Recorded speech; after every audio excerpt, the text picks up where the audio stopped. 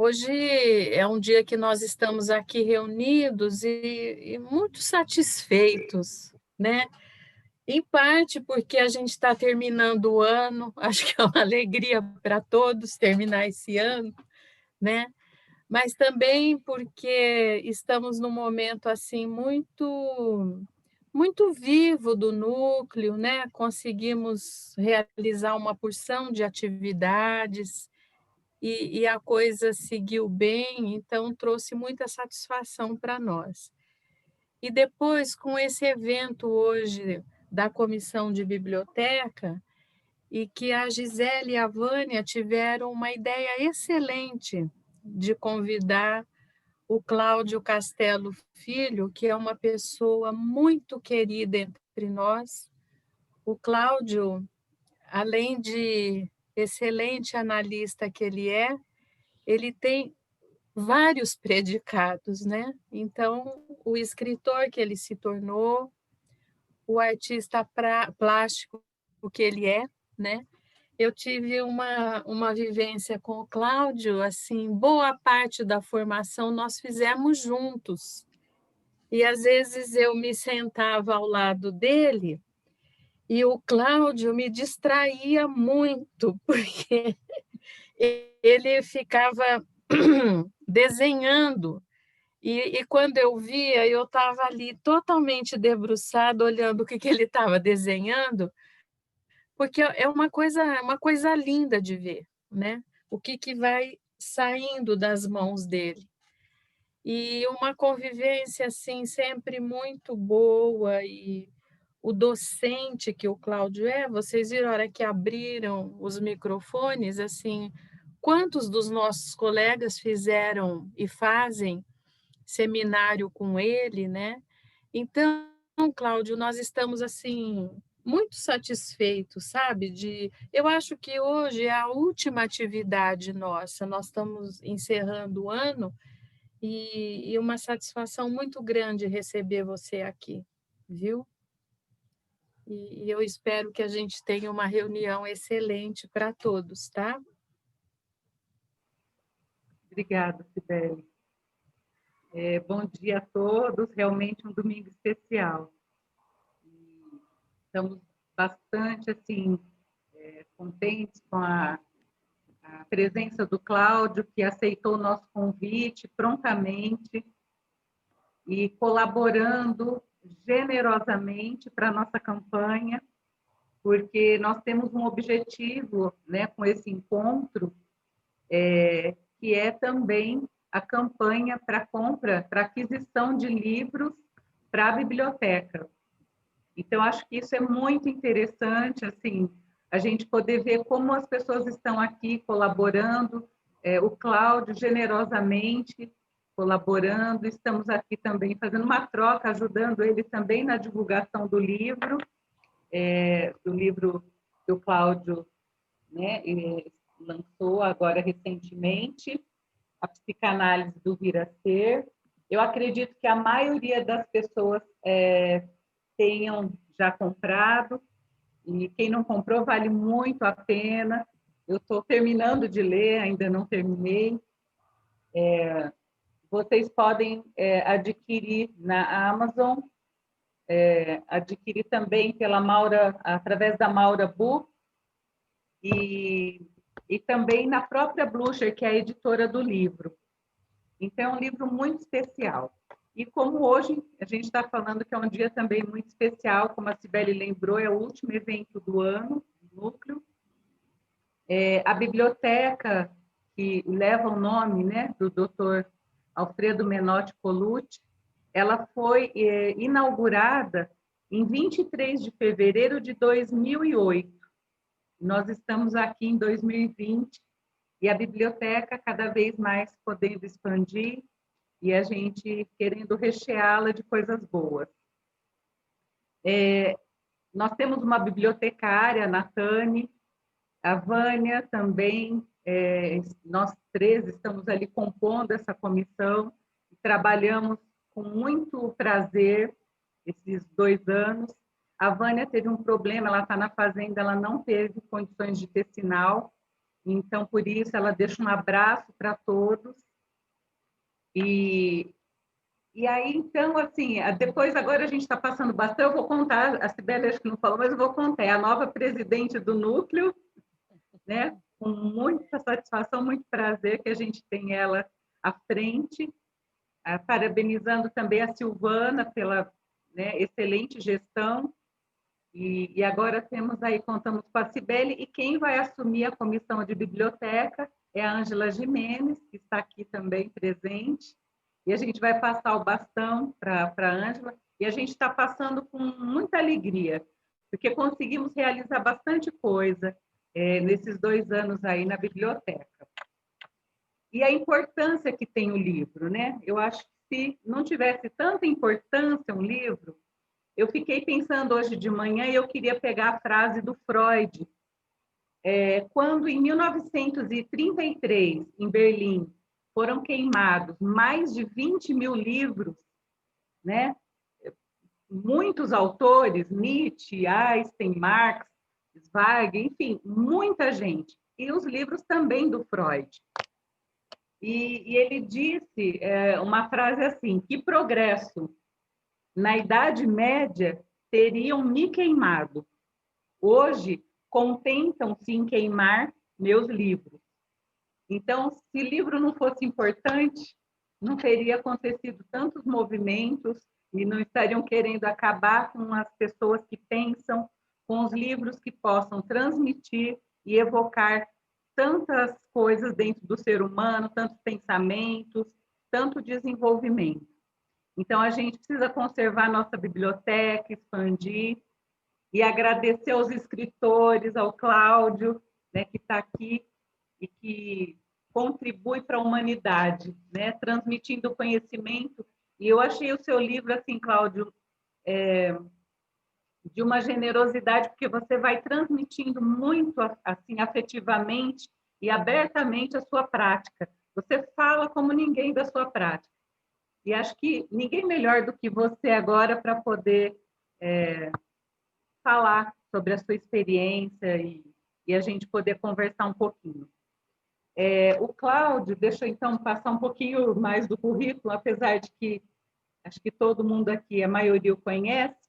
Ele é membro efetivo e analista didata da Sociedade Brasileira de Psicanálise de São Paulo, mestre em Psicologia Clínica pela PUC de São Paulo, doutor em Psicologia Social e livre docente em Psicologia Clínica pela USP, artista plástico com exposições no Brasil, Reino Unido, Alemanha, autor de artigos publicados no Brasil, na Itália e nos Estados Unidos, autor dos livros O Processo Criativo, Transformação e Ruptura, e sobre o feminino, e agora também a psicanálise do vir a ser. Então, eu passo a palavra para o Cláudio, e aí ele pediu o seguinte, ele vai falar mais ou menos uns 25 minutos, numa primeira parte, e se alguém, então, quiser conversar, ou perguntar, ou falar alguma coisa, nós vamos ter 2 opções. Ou a pessoa pode escrever no chat, ou a pessoa pode pedir no chat, através do chat que gostaria de falar, que o Sidney vai abrir, então, o microfone e a pessoa vai poder ter o contato aqui direto com o Cláudio. Tá bom? Espero que a gente tenha aí um excelente encontro. É com você, Cláudio. Oi, então, eu gostaria de agradecer imensamente o convite, tão gentil, tão satisfatório. O grupo de Marília é um grupo extremamente ativo, extremamente fértil, né? E sempre tem colaborado de uma maneira bastante considerável para a psicanálise em São Paulo, no Brasil, né? Estava aqui também pensando na minha convivência com a Cibele, que sempre foi, além de ser uma pessoa extremamente competente, né, séria, é sempre um doce de pessoa, né? A gente tem uma pessoa assim que é de uma afetividade, de uma gentileza, de uma delicadeza, né, que é uma coisa assim que encanta qualquer um, né? Então, além da força de trabalho que ela tem, né, Não sei se vocês estão me ouvindo, apareceu uma pequena instabilidade aqui, mas parou.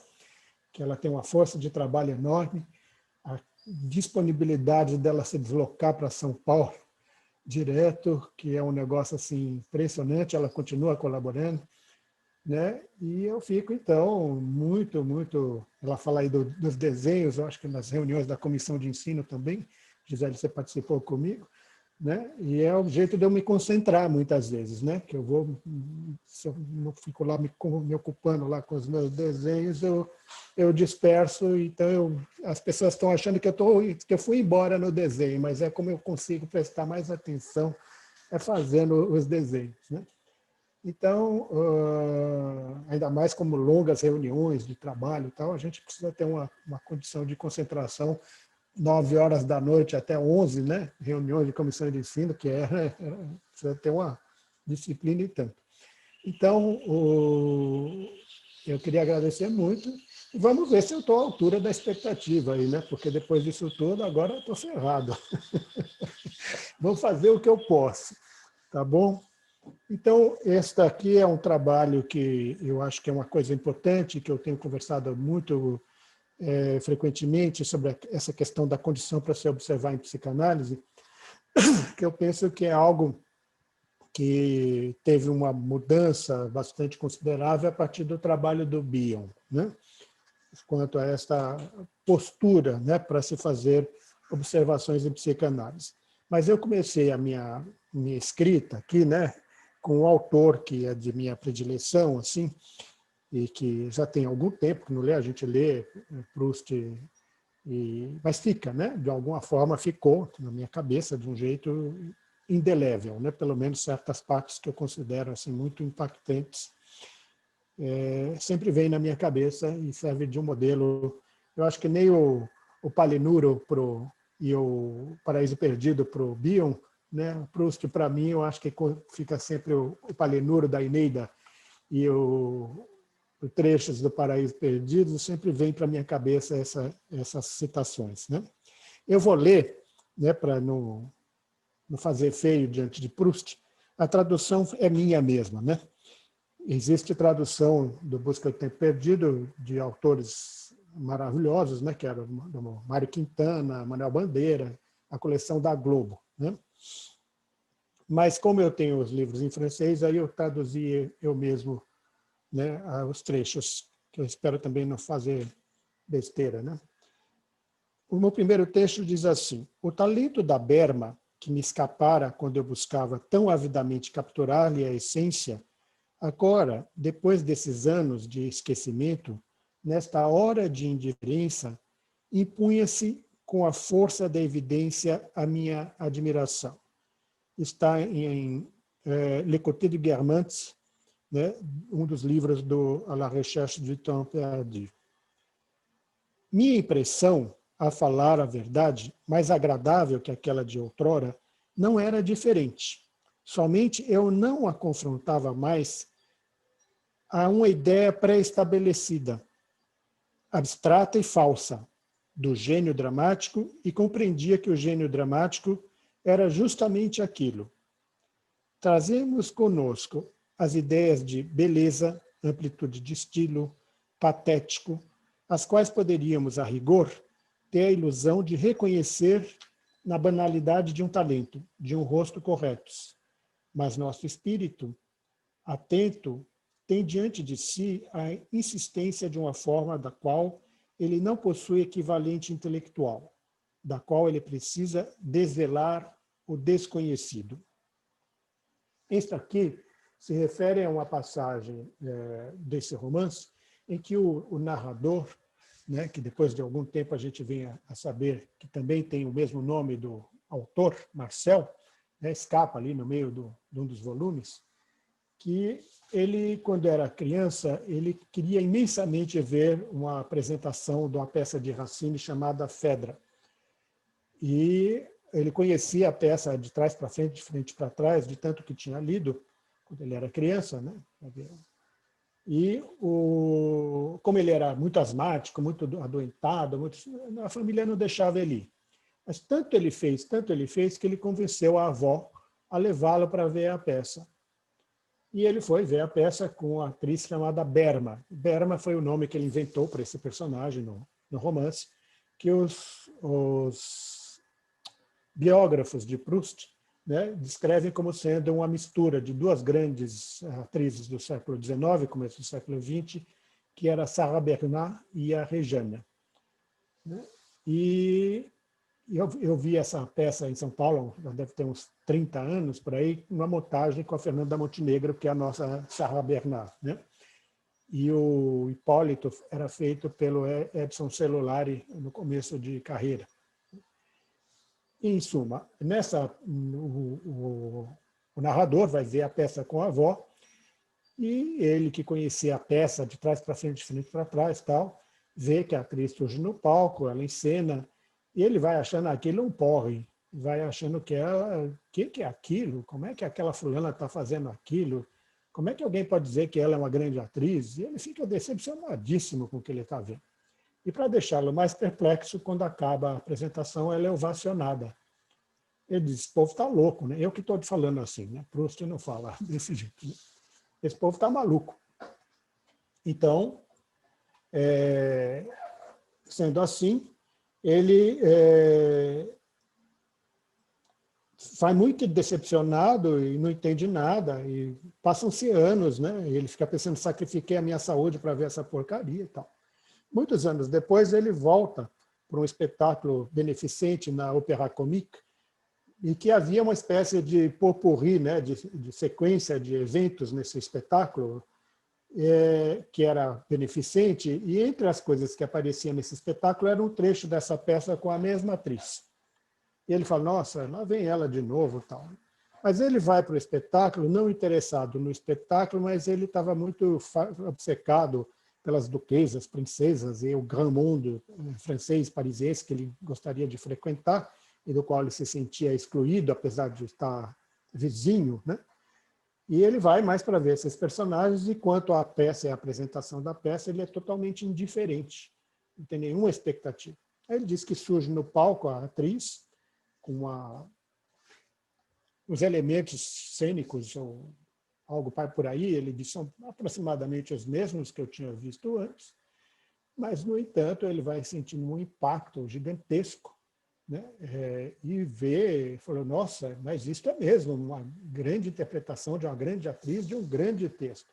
Falei, mas o que aconteceu da vez passada para agora, que eu não vi aquilo lá e eu vejo isso agora? Aí ele se dá conta que era a expectativa, as memórias e a imaginação dele, que o cegaram, não para os elementos sensoriais que estavam disponíveis, mas para ele captar a alma, né?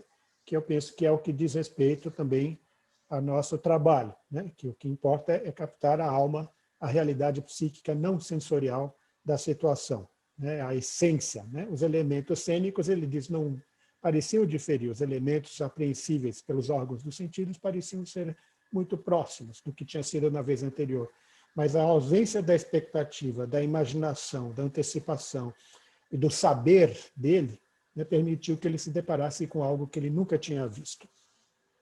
A outra trecho que eu vou narrar do Proust está no Tempo Redescoberto, né, Le Temps Retrouvé, no qual o narrador, né, já mais velho, ele vai passar uma noite, ele foi visitar uma amiga de infância dele, que tinha se tornado Marquesa de Saint-Loup, e pelo horário tarde, ele não tem como ir embora e ele fica hospedado, passa a noite no castelo da Marquesa. E no quarto que ele vai dormir, tinha uma coleção de obras dos irmãos Goncourt, que eram espécies de cronistas sociais daquela época. E quando ele abre um dos volumes dos irmãos Goncourt, ele vê que há uma narrativa, né? Ele faz uma crônica meio um pouco ferina, né? O Proust, uma imitação do que seria o que esses irmãos Goncourt escreviam, dos personagens fictícios dele, Proust, né? E ele começa a ler, o narrador do romance começa a ler as coisas dos irmãos Goncourt, e ele vai ficando extremamente aflito, extremamente angustiado, porque os nomes são os mesmos, mas ele não reconhece ninguém que está ali. tá certo? Ele vai ficando muito angustiado. E aí eu vou ler aquilo que ele depois se dá conta, né, que o problema talvez não fosse ele, talvez fossem os cronistas, né, que até dão nome, né, um dos maiores prêmios de literatura da França hoje é o Prêmio Goncourt. Bom, como um geômetra que, despojando as coisas de suas qualidades sensíveis, vê apenas o seu substrato linear, o que diziam as pessoas me escapava, pois o que me interessava não era o que elas queriam dizer, mas a maneira com que o diziam, no que ela era reveladora de seus caráteres ou de seus ridículos. Também o charme aparente, copiável, dos seres me escapava, pois eu não tinha a faculdade de me fixar a ele. Resultava que, reunindo todas as observações que eu tinha podido fazer de um jantar sobre os convivas, o desenho das linhas traçadas por mim configurava um conjunto de leis psicológicas, em que o interesse próprio que teve o conviva no seu discurso não tinha quase nenhum lugar. E em seguida ele diz também, outro trechinho, tantas vezes no curso de minha vida, a realidade me decepcionara, porque no momento em que eu a percebia, minha imaginação, que era o meu único órgão para gozar a beleza, não podia se aplicar a ela, em virtude da lei inevitável que determina que só possamos imaginar o que está ausente. Né? Então, eu penso que ele está falando de uma situação que ele se deu conta, em seguida, que os narradores ficavam muito atentos àquilo que as pessoas diziam e àquilo que elas diziam fazer, ou aquilo que elas diziam ser as intenções delas. Ele não prestava tanta atenção nisso, ele prestava mais atenção no que elas estavam fazendo, ou no para que elas estavam dizendo isto e aquilo.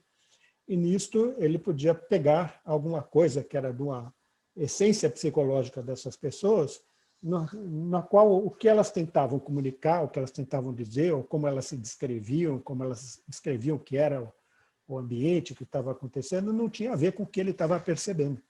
Né? E ele podia, então, pegar algo que era como um substrato geométrico, né? Que era alguma coisa desencarnada que revelava um padrão, né? um tipo de equação matemática sobre uma determinada personalidade ou uma determinada pessoa. E nisto, né, que eu vou trazer, né, se aproxima imensamente, né, que eu li a primeira vez, né, a Busca do Tempo Perdido, né, depois eu li trechos, reli trechos, né, que era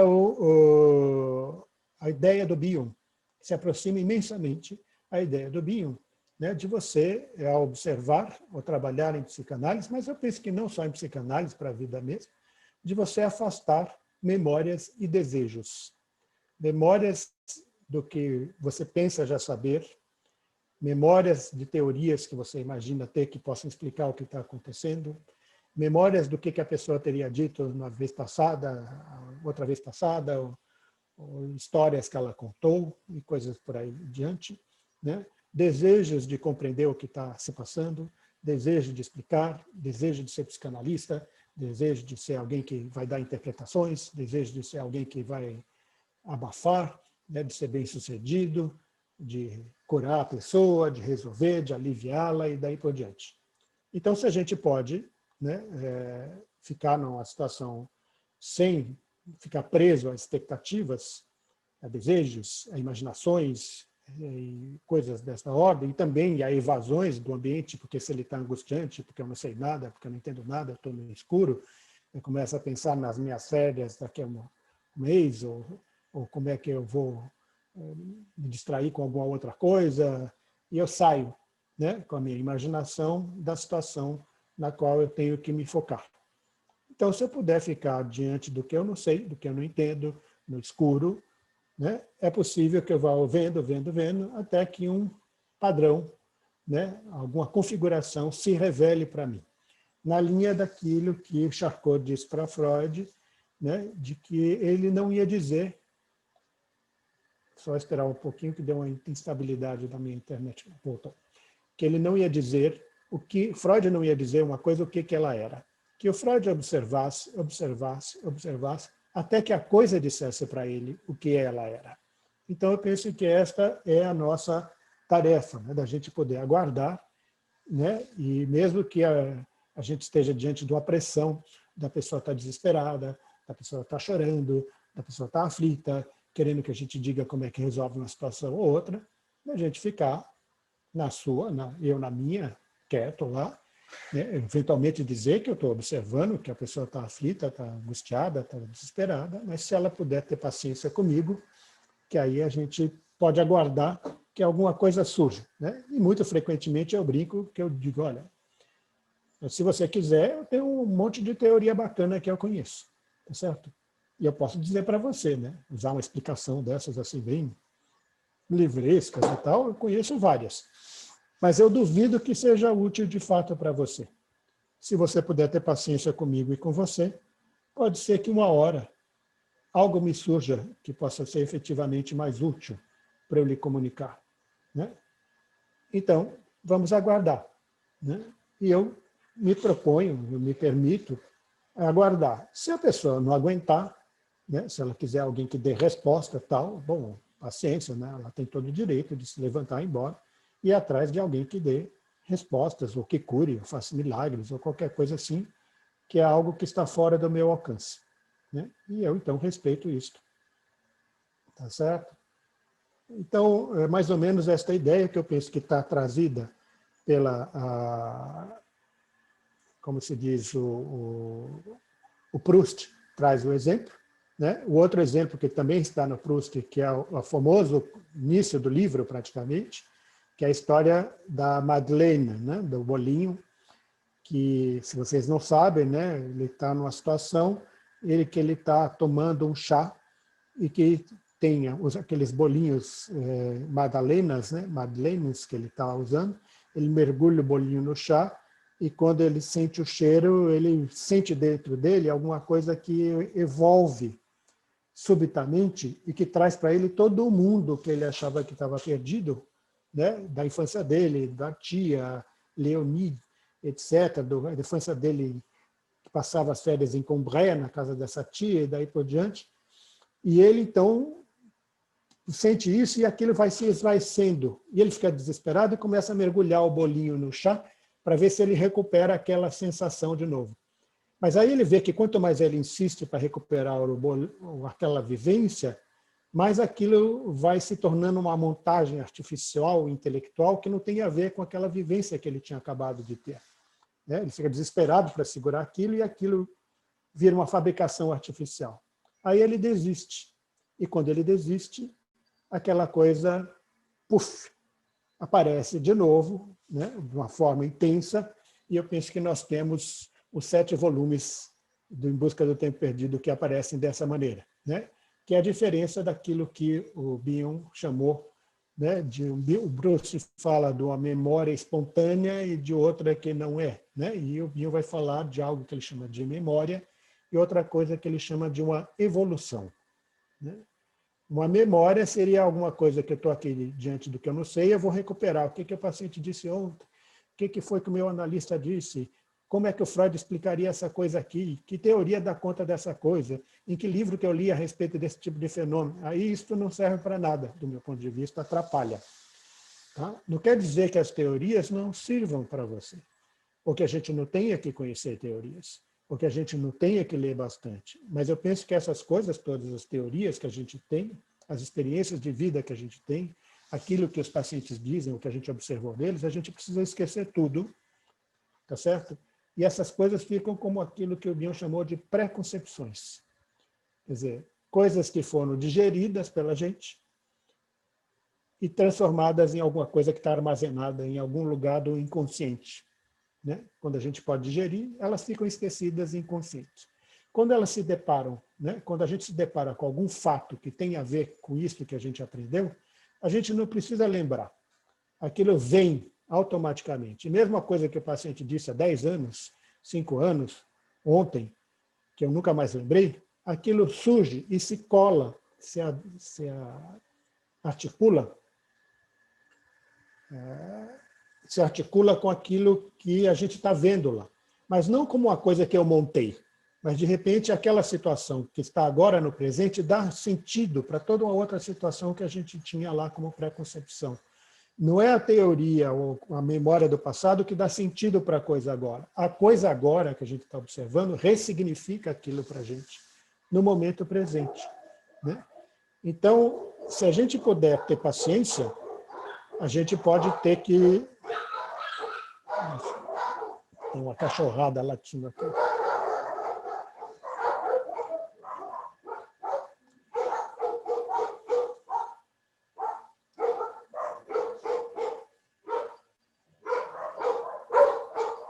Vou pedir para me ajudarem aqui. Então, tá.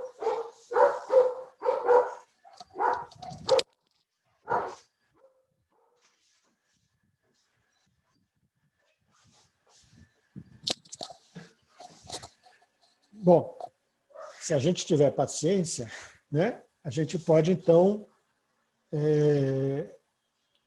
aguardar que a coisa evolua dentro da gente, né, e não ficar que nem o Proust mergulhando o bolinho no chá para ver se a gente recupera alguma coisa que a gente tem que esperar que surja, tal como um sonho surge para a gente, espontaneamente, de forma imprevista, e que, de repente, revela um parâmetro que a gente pode observar, né?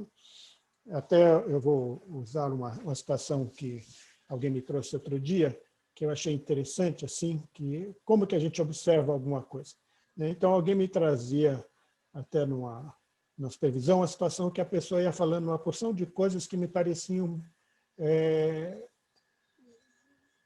que chamavam muita atenção para o que a pessoa falava, mas que eu fui me dando conta que o que era significativo não era o que a pessoa falava, que o que era significativo, que era para ser observado e comunicado, é que o que uma pessoa falava no momento ia em contradição com o que ela tinha dito no momento anterior, e não se articulava com o momento seguinte e com o momento seguinte, né? Eu disse assim, é como se fosse um grupo de pessoas que não formam um canto coral. Cada um funciona independentemente, tá certo? Sem que haja alguma coisa que articule as diferentes partes para que a gente possa ouvir ou que ela possa emitir uma música. A pessoa não está integrada dentro, não tem alguma coisa dentro dela que parece que as diferentes partes, como se fosse um diferente grupo de pessoas, têm o conhecimento um do outro. Cada um vai funcionando por conta própria, sem que haja alguma coisa, né? Então, a gente descolar daquilo que a pessoa estava querendo comunicar, para poder perceber este parâmetro, esse padrão que emerge da conduta da pessoa. Tá certo? E eu vou parar aqui um pouquinho e deixar aí para ver se a gente pode ir conversando a partir desse estímulo que eu estou fazendo. A Cibele já vai fazer já vai falar. Pode abrir, Cibele, o seu microfone.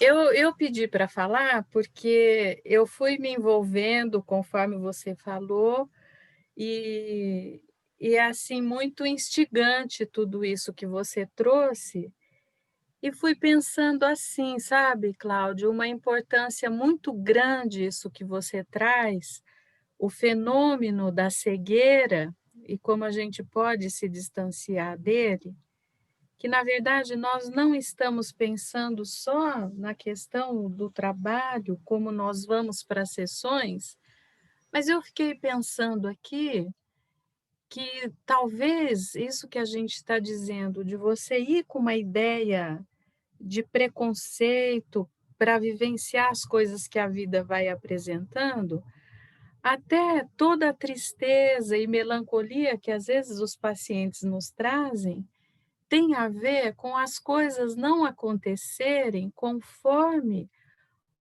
uma pré-ideia de tudo, inclusive da própria vida. Então, da pessoa trazer muita decepção, muita tristeza, porque as coisas não ocorrem como ela queria, como ela tinha imaginado que teria que ser. E às vezes a busca na vida vai para realizar o que foi fantasiado, o que foi desejado, né? E é uma diferença muito grande. Qualquer situação que você vai viver, ela traz uma porção de possibilidades, né, mas você tem que estar aberto para poder ver aquilo. É claro que algumas experiências vividas, né, como a Madeleine, e eu me lembrei também do Ratatouille, né, que traz a infância toda de volta, são recursos que você vai adquirindo para enfrentar o desconhecido, mas o desconhecido é o que mais se apresenta, né? E muito diferente do que você sonhou, né?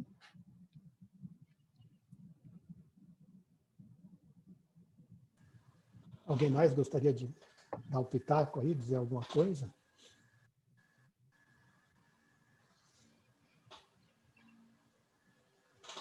Se alguém desejar falar, é só avisar aqui no chat para o Sidney abrir o microfone.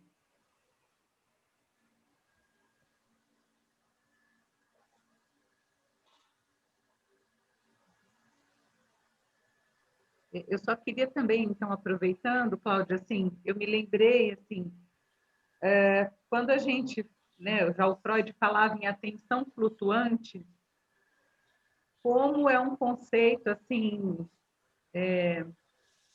profundo, grande, vamos dizer assim, né? Não é algo mais, né?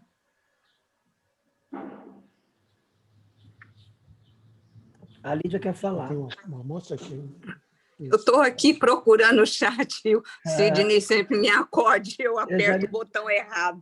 Eu já liberei. Ô, Cláudio, indo na direção disso que a Cibele falou, eu lembrei de uma situação muito traumática de uma paciente que ela já evoluiu, ela já tem mais de 3 anos de análise, e que, às vezes, ela é tomada de muita emoção que traz a saudade.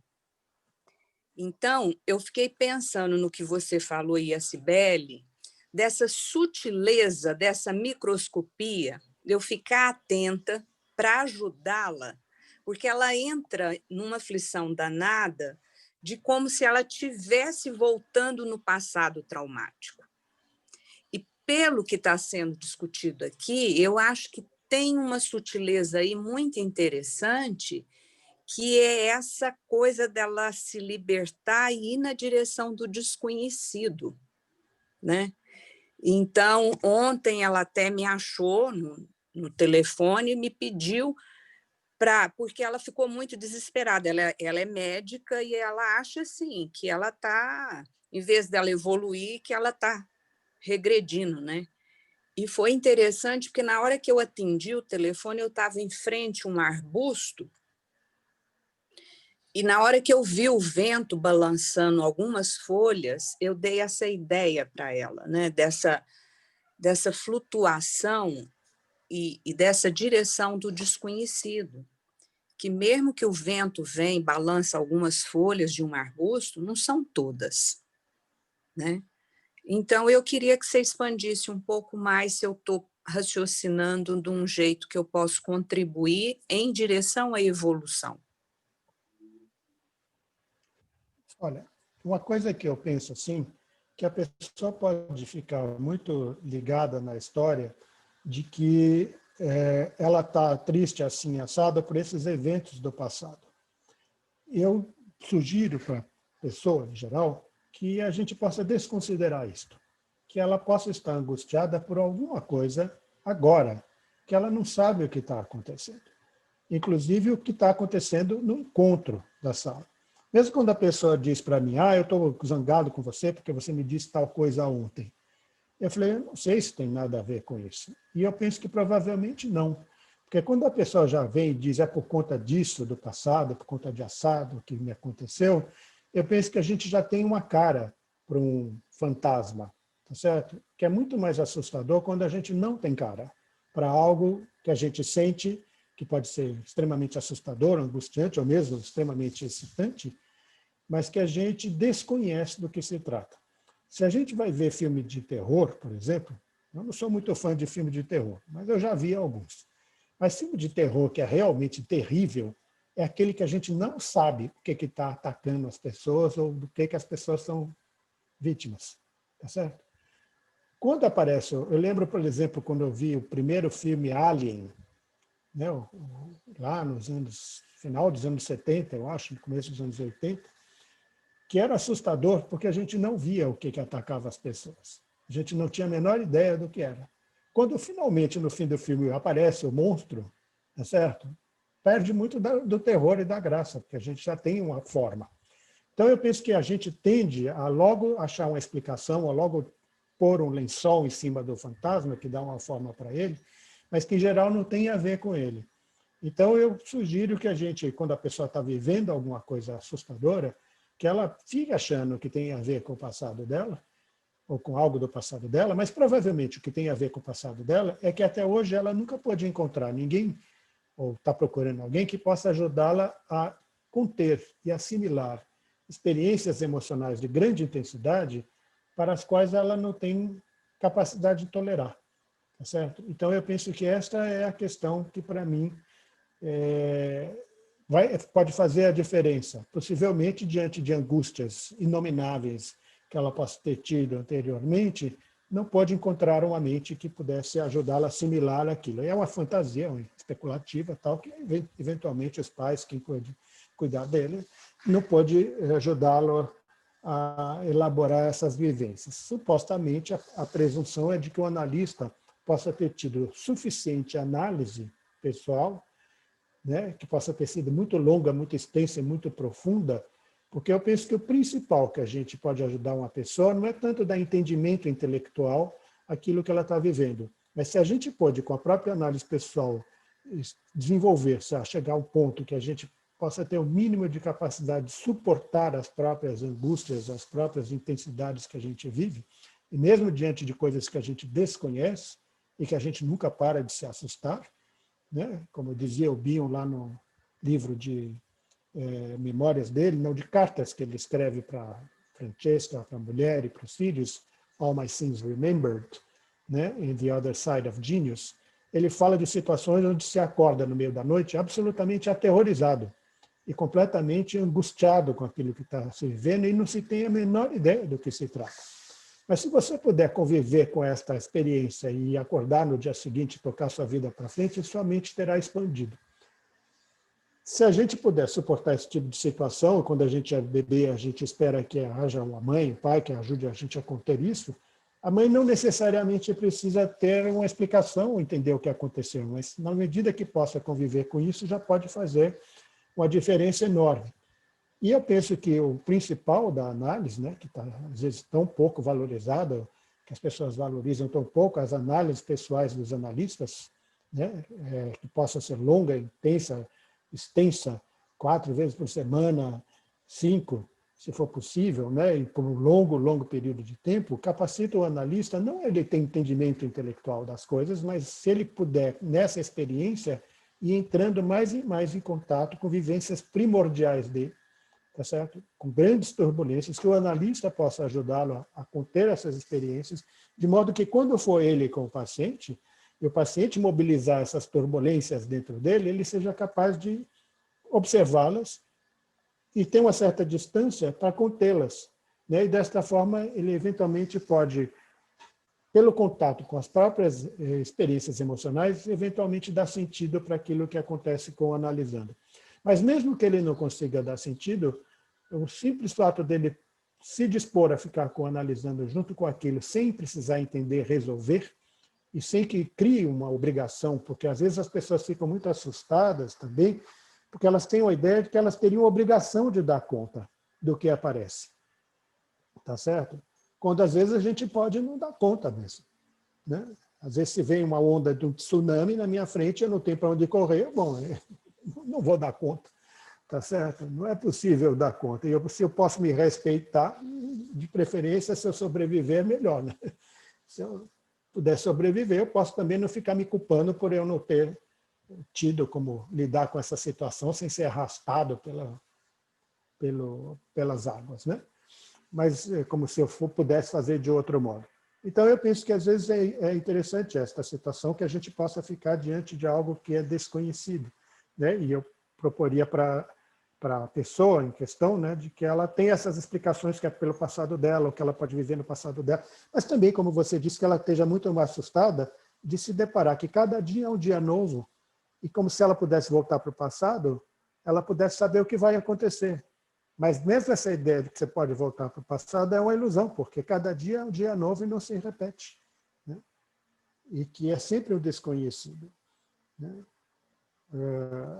Isso é assustador, né? E eu também sempre tenho um modelo que a gente está usando, um modelo espacial, né?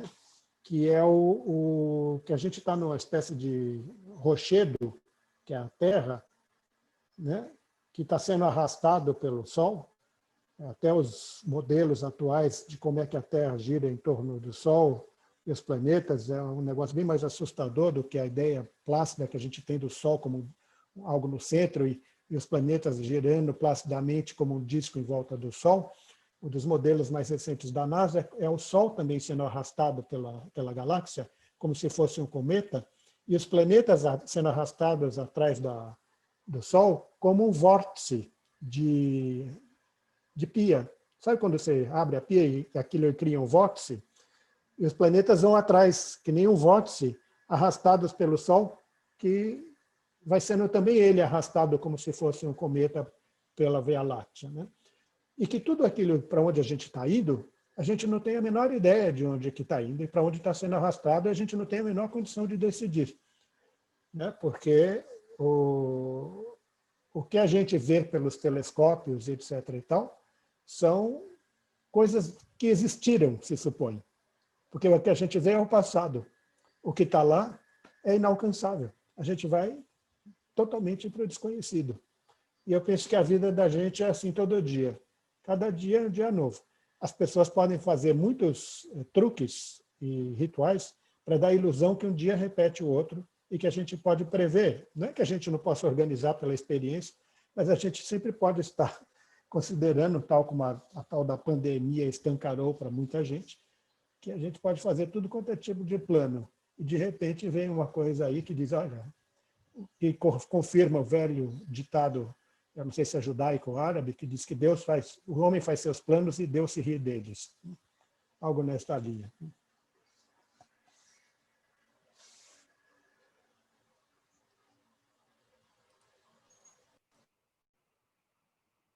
Alguém mais gostaria de colocar alguma coisa? Doutor Colucci, pode liberar, doutor. Bom, queria te cumprimentar, Cláudio. Realmente eu entrei um pouco tarde, mas eu queria participar no sentido de ampliar um pouco as ideias que você trouxe do cosmos, né? E nós somos filhos das estrelas também. A nossa mente, ela tem uma configuração muito próxima no nível como é constituído o universo, né? Mas eu acredito que eu gostaria de colocar um pouquinho um otimismo nisso, nesse sentido, porque quando o Bion fala Memórias do Futuro, ele coloca o PA, P.A.,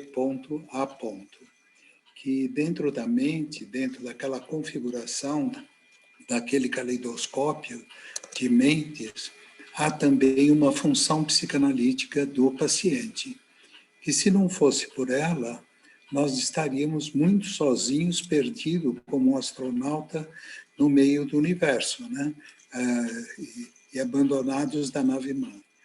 Então, eu acredito que nós estamos num momento em que temos a nossa total impotência, o paciente, ele também, mas nós podemos contar com a nossa função e ele tem também uma função, uma vez que nos procura. E esse é o desafio do percurso mesmo, né?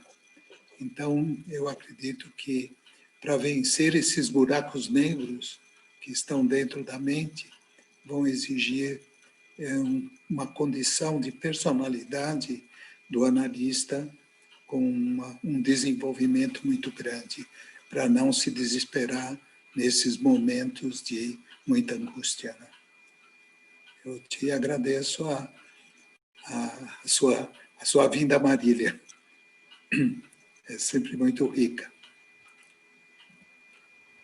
Eu que agradeço a honra enorme de estar aqui com a presença tão ilustre do Dr. Colucci, né, que aí é o pilar, né, de sustentação desse grupo todo que está aí, e que é uma pessoa tão distinta, diferenciada, que já contribuiu e continua contribuindo de uma forma bastante significativa para a psicanálise do nosso país. E eu queria pegar isso que ele trouxe, né, assim, como sendo que as pessoas se desesperam porque a gente não pode decidir o que a vida apresenta para a gente. Mas se a gente tiver uma condição de tolerar que a vida é que apresenta as coisas para a gente pode ver o que a gente faz com aquilo que foi apresentado pela vida, né? Então, um desespero que eu acho que é bastante constante é que as pessoas ficam querendo ser Deus para poder decidir o que vai acontecer e como é que elas vão funcionar, o que elas vão sentir e deixar de sentir. E a gente vai se dando conta que, mesmo dentro de nós mesmos, né, o que se passa dentro da gente também se apresenta assim que a gente escolha.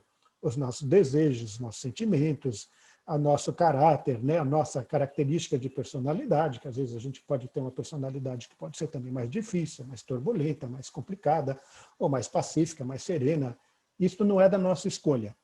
Mas uma vez que a gente reconheça qual é o terreno sobre o qual a gente não tem escolha, o que a gente vai fazer de melhor com isso? Né? Se a gente puder ter respeito por aquilo que a gente se depara. Eu gosto também do modelo, né, do Japão, né, que eu sempre uso, que é um território pequeno, que tem terremoto, vulcão, tufão, invernos rigorosos, maremotos e vulcões, e praticamente não tem lugar para se cultivar a terra. Muito pouco. Né? Mas que, diante dessas dificuldades, em vez de eles se desesperarem, puderam se aproximar de qual é a realidade desse lugar, dessa situação. Né? E, ao considerar a realidade do terreno, o que eu vou desenvolver a partir disso? Então, primeiro se desenvolveram lá casas que são feitas de papel e de bambu, que se a terra treme e cai por cima, provavelmente as pessoas têm mais chance de sobreviver do que se você fizer casas de pedra ou de tijolo, ou coisa parecida assim. Né? E hoje se constroem arranha-céus gigantescos, né, que os terremotos sacodem, e quase sempre eles, na maior parte, são vários terremotos por dia, inclusive, que ocorrem, né, que aquilo fica lá estável. Né? Eu me lembro de uma irmã minha que, cerca de 2 anos, foi para o Japão com o marido, estava em Hiroshima, no 25º andar de um edifício, e ela acorda com o celular dela dizendo emergência, emergência, emergência, né? E aí o que ela, aflita, ela vê que o prédio está sacudindo, o marido está do lado dela dizendo, olha, está sacudindo aqui, né? Ela liga para a portaria, ela diz que a pessoa da portaria mal falava qualquer coisa em inglês e ela falava emergência, tal, a pessoa dizia earthquake, que era o terremoto, né? Earthquake. E aí, só que a pessoa disse, earthquake. Desligou o telefone e ficou por isso mesmo. Elas abriram a porta do andar para ver, ninguém saiu dos quartos, ninguém deu bola, ninguém deu pelota. Aí ela voltou com o marido para dentro do quarto, assustados, tentando ver se recuperava. Tentaram dormir, e quando viu, tremeu de novo. O celular apertou lá e eles saíram de novo na porta, ninguém. Tá certo? Então, que as pessoas se desenvolveram para lidar com aquilo, tanto tecnologicamente, porque confiam de que o prédio fique estável, né? 25º andar, ninguém saiu correndo, nada, tá certo? E aquilo continuou. Então, se a gente pode desenvolver equipamento para lidar com isto, né, é que eu penso que pode fazer a diferença. Eu acho que um analista que ajuda uma pessoa a lidar com as intensidades das suas vivências primordiais, né, e dessas angústias que a gente sempre se depara com o que aparece na vida, seja com, inclusive, como é que lida a pandemia, vem e se apresenta. A gente não tem escolha.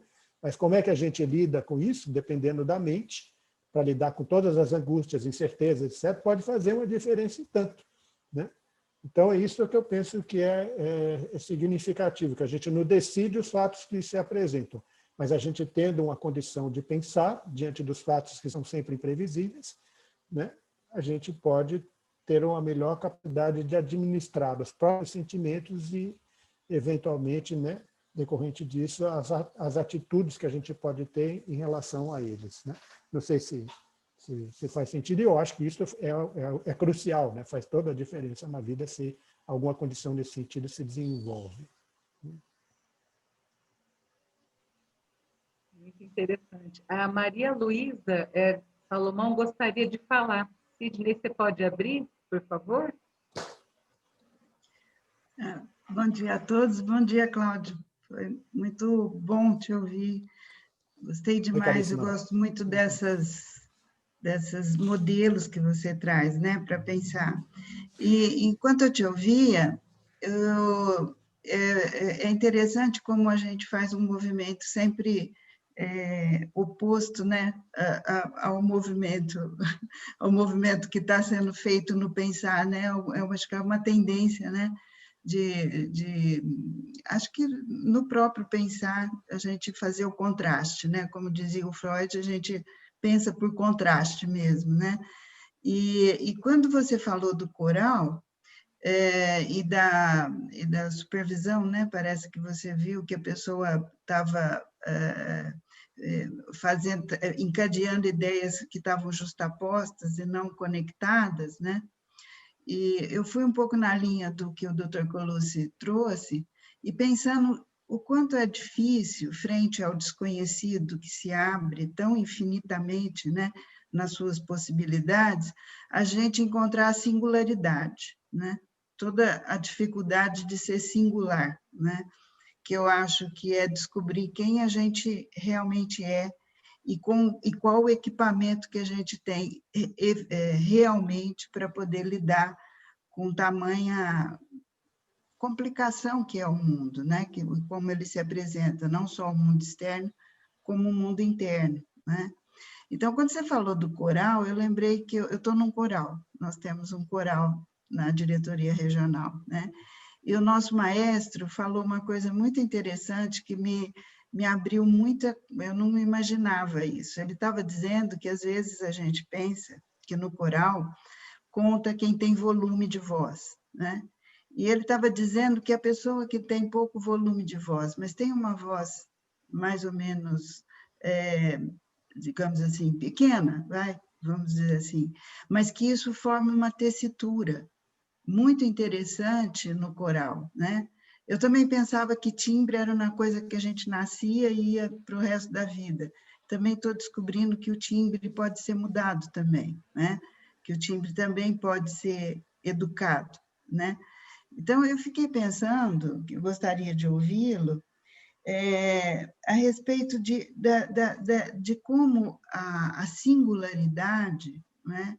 Quando a gente pode buscar a singularidade, e quando a gente aceita a singularidade que a gente né? O quanto que isso nos aparelha, né? Para a observação, né? Quer dizer, a gente não pode evitar o terror pelo desconhecido, né? Mas a gente pode, sim, né? Encontrar dentro do limite pequeno que a gente tem, né? Encontrar formas de ir mais longe com essa observação. Estava lembrando da Nara Leão, que tinha uma voz muito pequena, né? Mas, no entanto, ela conseguia, com a voz pequena dela, né? Trabalhar de uma maneira muito extensa, né? E tocando fundo o coração da gente, né? Não sei se ficou claro assim por onde que eu estou tentando trazer, né? Essa questão da observação. Obrigada. Eu pensei assim, né? Que um problema que acontece, que uma vez uma pessoa foi falar para Frank Phillips, né, que era um dos fundadores da Sociedade de Psicanálise, foi analisado pela Melanie Klein, analisado pelo Bion, ficou aqui no Brasil uns 27 anos. Primeiro ele veio para a época que ele fundou a sociedade, E depois, nos anos 60, foram buscar ele lá em Londres para analisar as pessoas aqui em São Paulo, né? Lá em São Paulo. E quando eu estava no seminário, foi um dos últimos seminários que ele foi dando na sociedade, no final dos anos 80, e alguém virou para ele e disse: professor Phillips, meu maior sonho é me tornar psicanalista. E ele disse: então não é sonho, é pesadelo. Tá certo? E por que seria isto? Porque se você vira psicanalista, você deixou de ser você mesmo para virar um personagem psicanalista. Tá certo? Porque eu penso que psicanalista é uma função que a gente exerce. E se a gente se desenvolve para se tornar quem a gente de fato é, porque eu penso que a única função do análise é apresentar uma pessoa para ela própria. Né? De modo que, como no Japão, se você reconhece o seu terreno, mesmo que possa ser um terreno difícil, o que eu posso fazer do meu terreno que não é da minha escolha? Mas pode fazer uma bela diferença se eu tiver respeito por esta singularidade. Né? Porque às vezes a pessoa tem um terreno que é extremamente favorável e acha que pode abusar dele de tudo quanto é jeito, e a gente vê, né, o paraíso tropical onde a gente está dando. Né? Essa ideia de que a gente pode abusar dos recursos que tem sem levar em consideração, né, o respeito que é preciso ter para cada singularidade. Então, eu penso que, mesmo em termos da psicanálise, se eu virei um psicanalista, caricatura de psicanalista, eu não sou psicanalista, porque eu tenho que ser alguém que possa ser ajudado a ser eu mesmo, inclusive reconhecer todas as minhas esquisitices e peculiaridades que vão continuar fazendo parte de quem eu sou, que a gente arranha a superfície também do conhecimento de quem a gente é, mas isso já pode fazer uma boa diferença. Mas se eu tiver respeito até para ir me deparando com coisas que continuam se apresentando para mim, a despeito dos 27 anos de análise pessoal que eu tive, né, que eu possa ir me deparando com coisas que vão se apresentando para mim diariamente, que eu desconheço, que eu nunca tinha percebido em mim, e que às vezes eu até percebo que estão fora do meu alcance, mas se eu pelo menos tenho uma noção daquilo existindo, se apresentando, que eu possa ter alguma condição de aprender com aquilo e administrar, ou pelo menos, né, se for uma coisa mais perigosa, a gente poder se afastar de tomar alguma atitude em momentos de maior turbulência, que eu acho que a gente vai podendo, né, se desenvolver nesse sentido. Então, que eu possa ser um psicanalista, que é uma função, ser eu mesmo exercendo uma função de psicanalista e não virar um psicanalista, ou virar presidente, governador, ou qualquer coisa dessa, que, em geral, acontece um desastre, né? Então, eu penso que isso é fundamental, né, que a gente use a análise não para que uma pessoa se torne algo que a gente tem um projeto para ela, né? Porque a pessoa já pode vir com o projeto que ela tem para ela mesma, de como ela devia ser, do que era certo que ela fosse, do que ela imagina que seria a expectativa que se tivesse para ela, para a gente ser alguém que, sem expectativas e sem desejos, a gente possa revelar para a pessoa aquilo que ela é mesmo. Na Memória do Futuro, né, do Bion, tem um trecho lá que ele diz que se é o médico ou se é que faz a cirurgia no paciente, e se ele for um bandido, né, e a cirurgia for bem eficiente, for eficaz, que o bandido se torna um bandido mais eficaz, que ele tem mais recursos para exercer o caráter dele. E ele está usando isso como analogia à psicanálise, que a psicanálise não é algo que é para tornar a pessoa isto ou aquilo. Se ela for um bandido, ela se torna o melhor bandido. Tá certo? E só que eu, por exemplo, eu posso considerar que se a pessoa é um bandido, ela se torna o melhor bandido, ela pode exercer essas capacidades dela sobre mim. Então, eu posso decidir, por conta própria, do meu próprio interesse pessoal, que eu não queira analisar uma pessoa que seja um bandido que vai exercer as suas capacidades desenvolvidas sobre mim mesmo e escolher não recebê-lo. Mas seria esta a função, de que se descobre uma pessoa como sendo isto, é isto que ela se torna. E eu penso que a análise ajuda, apesar de que tem um paradoxo, de que eu penso que uma pessoa que passa a ter respeito por aquilo que ela é mesma, em geral, é quem pode ter respeito por aquilo que a outra pessoa de fato é. Né? A consideração por si mesma, eu penso que é algo que acaba refletindo na consideração que a outra pessoa possa ter por outros. Né? Se eu posso ter respeito por aquilo que eu sou e que não é a expectativa de ninguém, nem a minha própria, eu posso também ter um maior respeito e consideração pelos outros não serem a minha expectativa, nem que eles estão aí para atender os meus desejos e as minhas necessidades, né? E que a gente possa ter alguma coisa que seja mais civilizada. Mas eu acho que essa questão é basicamente essa da singularidade, de apresentar cada pessoa para ela própria, para ela ser ela mesma. Senão vai trocar uma religião por outra. Uma religião com a qual a pessoa vem, de algo que seria o que ela devia ser, pode ser uma religião dela própria, dela com ela mesma, para algo que seria a expectativa do analista ou da psicanálise ou qualquer coisa assim. Dr. Pavan gostaria de falar. Pode habilitar, Dr. Pavan. Não está abrindo. Ah, abriu. Tá bom. Obrigado. Nada. Bom, primeiramente, quero deixar aqui meus agradecimentos, a gratidão toda do nosso grupo aí por esse momento que nós estamos vivendo com o Cláudio e com todos vocês também, né? Muito bom. Bom, eu acho que fazer pergunta é mais complicado que dar resposta, né? Então, vamos ver se eu consigo articular aí a questão que eu pensei a partir agora dessas últimas colocações que foram feitas. Achei muito interessante a forma que o Cláudio apresenta para nós essas questões que o Bion pensou, que o Bion trouxe, mas que também estão sendo realizadas por ele, da forma dele, inclusive na forma literária, de conseguir trazer para a gente um livro, é bom que tem aí, para a gente até poder voltar lá e ler de novo, né, as coisas que escreveu.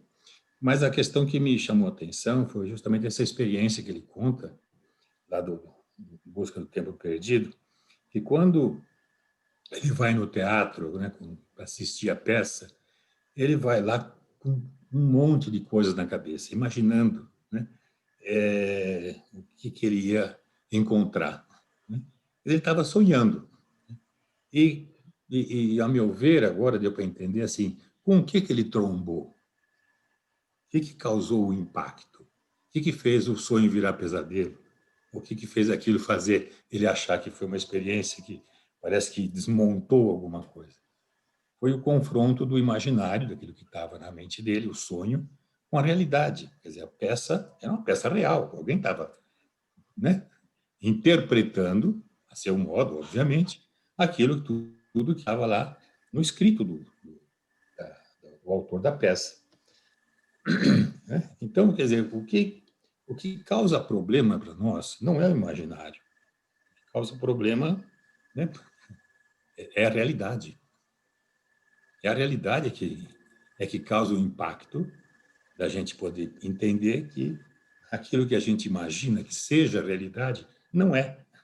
É outra coisa. Né? E acho que isso que foi essa situação impactante. E achei muito interessante, então, essa coisa que você traz, Cláudio, o que fazer com isso. Né? Porque isso é que vai determinar qual vai ser o destino, tanto o nosso quanto da nossa relação com as coisas. Né? Como você falou, lá no Japão, as pessoas aprendem com a experiência. Por isso que fazem prédio do jeito que fazem agora, como você descreveu. Ninguém vai fazer um prédio rígido num lugar que tem terremoto, porque não vai funcionar. Né? Tem que ser um prédio que faça o que absorva o impacto da realidade. Né? E que ele tenha resiliência, né? Tenha essa condição de poder levar em conta a realidade para se manter. Né? Isso se aplica tanto a um prédio quanto à nossa pessoa. Né? E então, achei muito, muito interessante. Queria que você pudesse também trazer para a gente alguma coisa do que possa expandir disso e pensar disso, enfim. Obrigado. Cláudio, antes de você responder, eu vou ler o que a Daniela Cáceres escreveu. Eu vou ler, aí assim acho que você pode já comentar. Ela fala, eu gostaria de agradecer a forma como você fala e escreve sobre a nossa função do não saber e sobre como isso é libertador, apesar de angustiante. No livro, você fala sobre o objetivo da análise não ser necessariamente o terapêutico, e sim, nas minhas leituras, ela fala, ser agente, se oferecer para acompanhar a pessoa no caminho dela, dela ser cada vez mais quem ela é, e que isso pode, consequentemente, ter funções terapêuticas.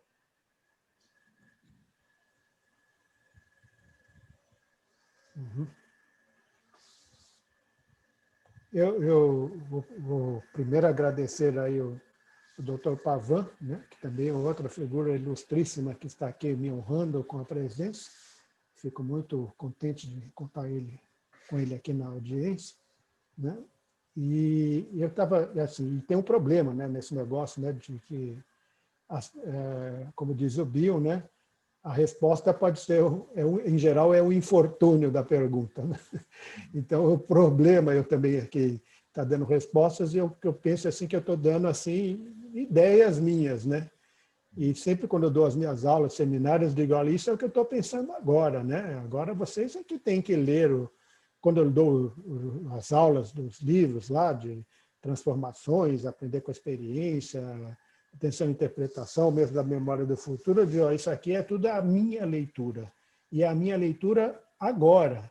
Eu não sei depois como é que vai ser, né? Eu lembrei também de uma coisa que dizia lá teve uma época que eu fiz a supervisão com o Dr. Kubo, lá na pré-história, né? E o Dr. Kubo era muito engraçado, assim, muito firme, né? E às vezes eu saía lá das previsões dele como me arrastando pelo chão, eu falava assim, nunca vou dar para isto, né? Mas ele depois foi de uma gentileza, assim, ele era muito firme, muito engraçado, muito japonês, assim, e às vezes eu dizia uma coisa para ele falou assim, por que não falou não sei o que e tal? Eu falei, doutor Kubo, se eu pudesse falar isso, eu era Kubo, não era Cláudia. Ele falou, por isso que está no supervisão, tá certo? E depois foi muito interessante que anos depois o Kubo me chamar para conversar sobre os meus trabalhos, né? E até me pedir para eu formar um grupo de jovens para conversar com ele, de jovens analistas. E um dos nossos colegas foi até perguntar para ele se a gente precisava acertar alguma coisa com ele, porque ele que tinha chamado a gente para fazer esse grupo. Ele falou, não, se eu é que quero saber o que as pessoas jovens pensam, porque se fosse para pagar, eu é que tinha que pagar para vocês, porque eu que quero me renovar. Eu quase caí para trás, né? Porque era uma pessoa incrível, né? Assim, um negócio muito impressionante. Apesar de eu ter sofrido muito lá na supervisão com ele. Mas eu lembro de um colega também que dizia assim, né? Que uma vez tinha ouvido coisas que ele tinha falado, e depois de um tempo ele disse outra coisa diferente. Ele falou, mas doutor Kubo, o senhor me disse uma coisa no outro dia e hoje o senhor está me dizendo. Eu falei, é? Então eu mudei. Eu já pensei diferente. Não é mais a mesma coisa que eu penso. Então mudei. Se eu disse diferente, agora eu estou pensando isso. Tá certo? Então eu acho que é alguma coisa, né, no sentido da gente... Quando a imaginação ela serve para substituir o contato com a realidade, e não alguma coisa que evolui como um sonho para a gente entrar em contato com a realidade. Porque o problema é o uso da imaginação, né? Como ela pode virar uma alucinação, na hora que ela vira uma obstrução para o contato com aquilo que não é o que eu gostaria de me deparar, na linha do Freud, né? Dos dois princípios do funcionamento mental.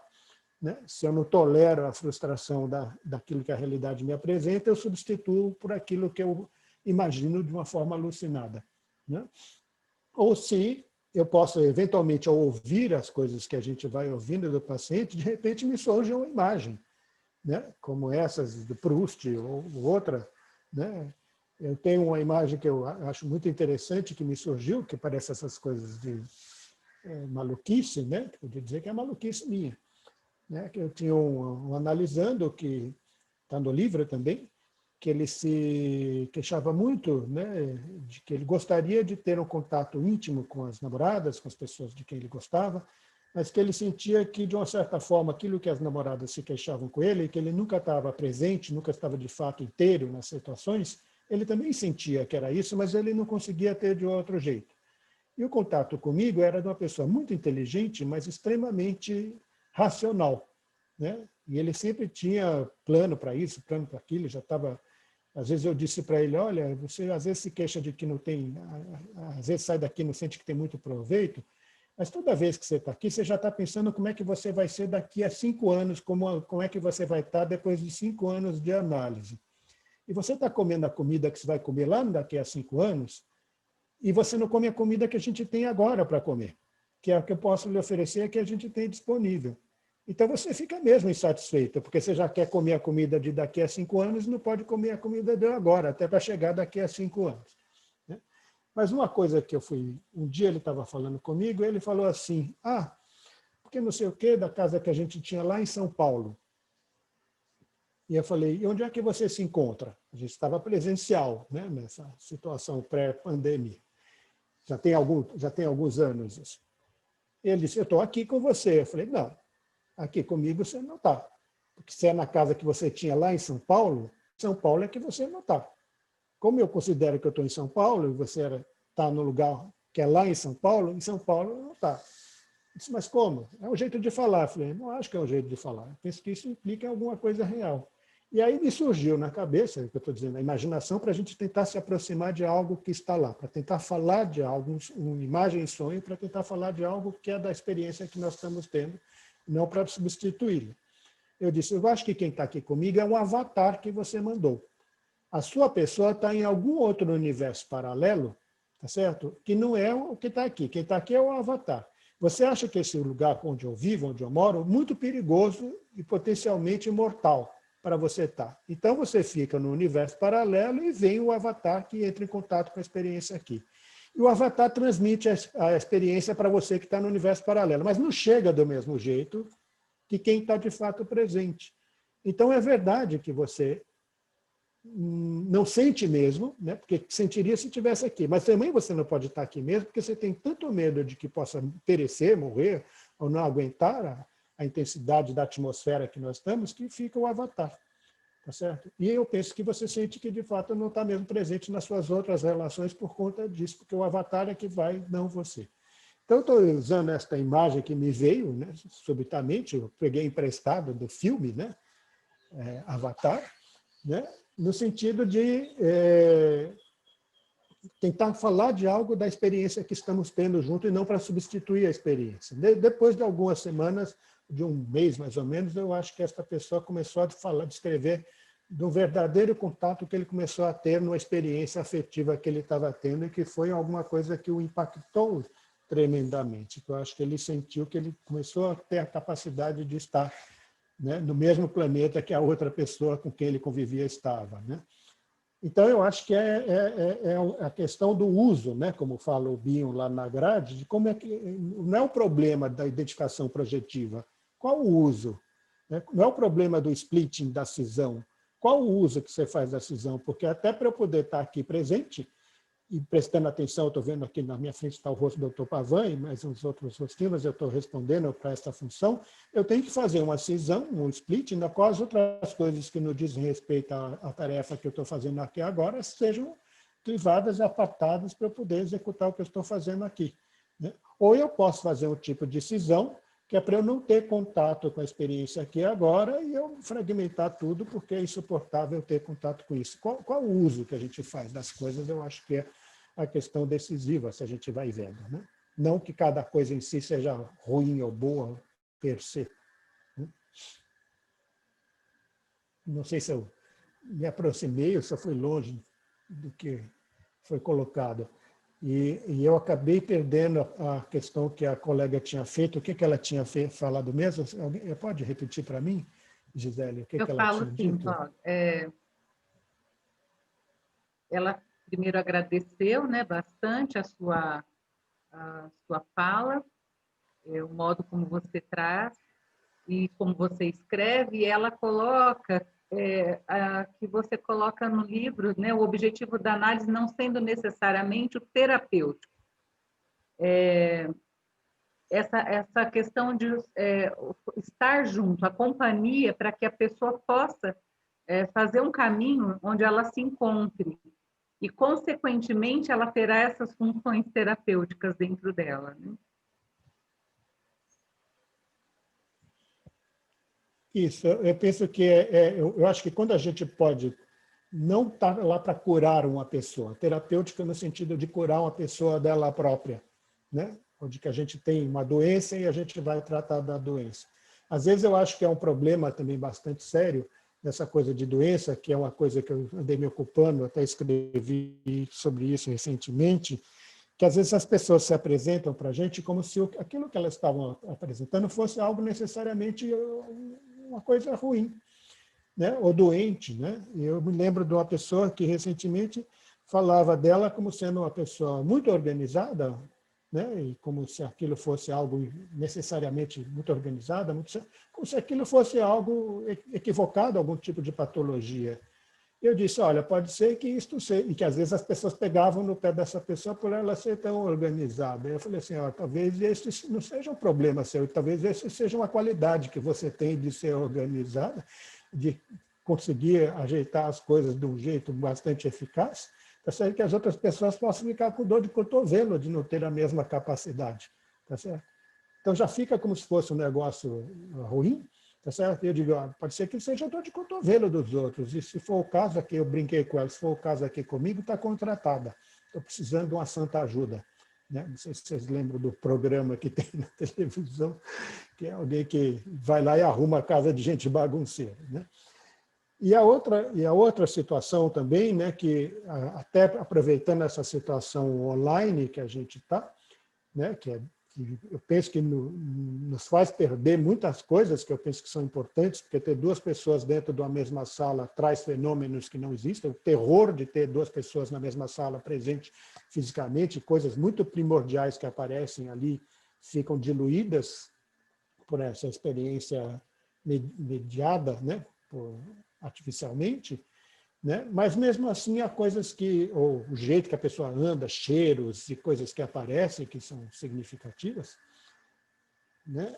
E a pessoa com quem eu estava conversando disse como se fosse algo que seria uma perturbação, né? Que a pessoa disse assim, a pessoa faz como se estivesse no consultório, ela deita na cama dela com o travesseiro e põe a câmera atrás dela, né? E, de repente, a pessoa disse, nossa, mas eu tive uma experiência aqui como se fosse algo errado, algo maluco, que ela sentiu que estava no mesmo espaço que eu, tá certo? E que aquilo devia ser uma coisa louca dela.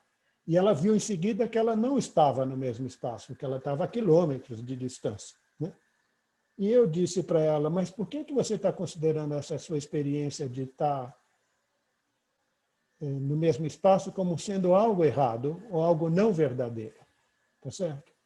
Porque eu penso que eu acho que você pode ter captado alguma coisa que é tão real quanto a outra situação, que é no espaço psíquico que nós podemos estar ocupando, que você sente que está no mesmo espaço que eu e que nós estamos tendo uma intimidade que você nunca percebeu antes e que você está tendo acesso a uma dimensão que é não sensorial, tá certo? Que você não tinha antes. E que, ao mesmo tempo, você percebe que, sensorialmente, nós estamos em lugares distintos. Mas as duas realidades são reais, não tem uma certa e uma errada. Só que uma você está captando uma dimensão que é psíquica, não sensorial, e que você percebe que nós estamos no mesmo espaço, e na outra você está percebendo que, do ponto de vista geográfico, assim, a gente não está. Tá certo? Porque senão a gente entra logo também para, que é uma coisa bastante corriqueira, que a gente entra para tudo que a pessoa diz é uma espécie de patologia, a gente tem que achar patologia, e a gente não enxerga a pessoa e as peculiaridades dela, inclusive as capacidades que ela está tendo ali no momento, né? Se a gente estiver grudado no sensorial e não alcançar o não sensorial. Angélica Wolff quer falar. Angélica, pode ativar o som. Ok. Bom dia, Cláudio. É um prazer estar te ouvindo aqui. Olá, de Maringá. Angélica. Consegui encontrar você esse ano, Opa. né? Deste modo. Pois é. Quero agradecer ao núcleo de Marília por isso. Estou vendo a Amanda aí de Maringá também. Esperamos você aqui. E eu queria dizer que se observar em psicanálise, o que a gente observa é para alguns, né, Cláudio? Lendo o seu livro, a capacidade de escrever e descrever o que se observa é para poucos. Foi muito generoso a sua publicação, a publicação da Blucher, né? E lendo este capítulo, eu queria escutar você um pouco falando, que eu acho que você já trouxe algumas questões, da relação entre a solidão e como elemento, né, como uma condição para se observar em psicanálise. Né? Você falou agora de não estando no mesmo espaço sensorial, mas uma intimidade psíquica. Eu queria que você pudesse falar do contrário, né? Quando se ocupa o mesmo espaço sensorial, mas essa importância desse estado de solidão, né, para observar a psicanálise. Obrigada, viu? Eu não sei se eu vou chegar no que você quer, eu vou dizer o que passa pela minha cabeça, né? Porque, como eu disse, tudo aquilo que eu digo são ideias minhas e, obviamente, eu não tenho nenhuma pretensão que o que eu digo é a verdade, eu sou dono da verdade, o que eu penso é alguma coisa. É o que eu penso e é o que eu penso agora, o que pelo menos faz sentido para mim agora, que pode mudar em seguida, né? Eu também ia brincar assim que eu tive uma experiência há cerca de um ano com um aluno no seminário da sociedade. Eu estava dando um seminário sobre como é que fala, as conferências brasileiras do BIM, que eu acho que deve ter uns 35 anos que eu já li, reli, etc. e tal. E ele muito quietinho e tal. E um dia ele faz uma observação sobre uma coisa que o BIM fala lá, e eu fiquei impactado, porque era uma coisa óbvia, que eu nunca tinha visto. Eu já tinha estudado com vários outros colegas, tudo, nunca tinha visto aquilo que ele falou. E eu disse para ele, olha, você está nos prejudicando muito aqui no seminário. Você está me dando um grande prejuízo. Né? Ele ficou meio assim, ele disse, olha, você fica aí quietinho e, de repente, você fala uma coisa que eu nunca tinha percebido. 30 e tantos anos lendo essa coisa, eu nunca tinha me dado conta disso, que ficou perfeitamente óbvio depois que você falou. Se você ficar quietinho aí, você está me prejudicando, tá certo? E prejudicando seus colegas por não dar suas contribuições. Então, eu penso que eu sempre estou interessado, quando eu proponho que tenha uma conversa, no que eu vou falando, de que possa surgir coisas que vocês vão me dizendo que me façam pensar o que eu nunca pensei, ou que vocês possam trazer um vértice que eu nunca considerei, ou que possa me desnortear, que aí eu amplio. Né? Porque se eu fico aqui e depois, daí? Né? Posso não ter acrescentado nada. Então, acabei de me perder no que você tinha me perguntado, né? Que é a questão da solidão. Né? Então, eu penso que é um fato, né, de que, quando eu estou dizendo, é uma posição que eu decido, eu escolho o que eu estou dizendo, sei lá o que vai acontecer com isso que eu estou dizendo agora também. Né? Pode ser que está um monte de gente que diz, esse cara é louco, não diz coisa com coisa, tá certo? Que absurdo. Bom, é uma possibilidade, né? Na hora que eu escolho, que eu assumo aquilo que eu penso, que eu faço uma decisão de dizer o que eu estou dizendo, eu tenho que arcar com as consequências disso que eu estou dizendo. E eu estou sozinho nesta, né? E eu estou sozinho naquilo que eu estou pensando. Que eu acho que esse é o grande dilema, que é também trazido pelo Bion, que nós somos inteiramente sós e dependentes ao mesmo tempo. Nós necessitamos do grupo, mas, ao mesmo tempo, só nós que vivemos a nossa própria vida. Só a gente, de fato, sabe o que é estar na própria pele. Tá certo? E o que é que está na pele dos outros, a gente sempre infere, a gente não tem acesso de verdade. Né? Então, é sempre uma experiência de que a gente está vivendo a nossa vida, é uma experiência inteiramente solitária, não tem vaso comunicante, né, quanto a isso. Não sei se serve.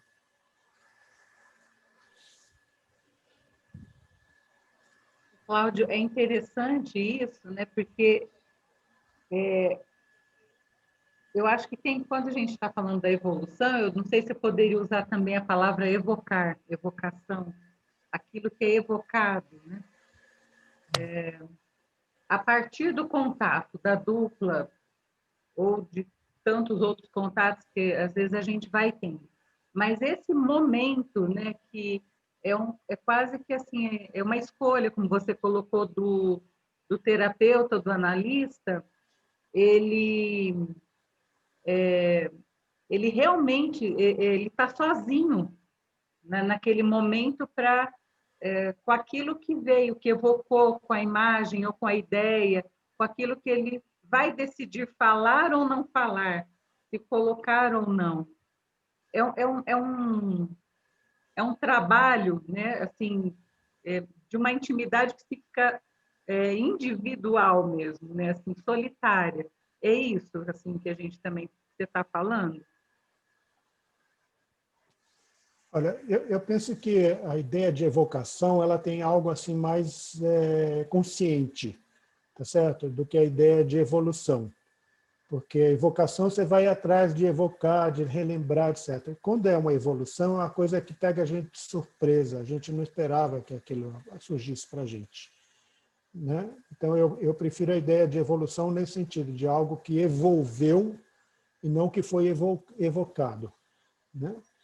E agora, eu penso que quando a gente está fazendo o trabalho, quando eu estou aqui falando para vocês, né, eu estou sozinho e arcando com as consequências que tem daquilo que eu estou dizendo em seguida. Né?